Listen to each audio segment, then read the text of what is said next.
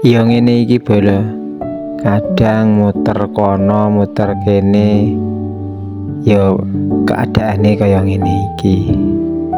Lakne wong dodol keliling kuwi ya kadang payu kadang ora. Ning ya kabeh mau kudu disyukuri. Ya sanadyan to mubeng-mubeng urung nyantol ya ora apa-apa. Pandangane wong wae dodol wis sugih. Tekne bendina kecekelan duit wae. Ning ya urung tentu wong dodol di kadang payu kadang ora. Iya toh, durung nek tekan ngomah kudune iki setorane semene. Ning nek kurang ya mesti disuguhi rai merengut. Makne wong wadon kuwi ora ngerti posisine nek dodol kelilingi kaya ngopo ngono.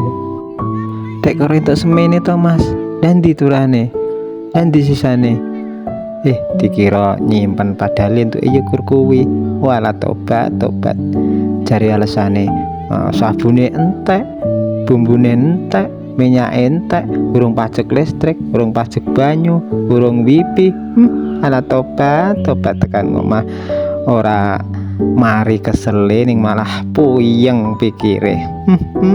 Duh Gusti medasku.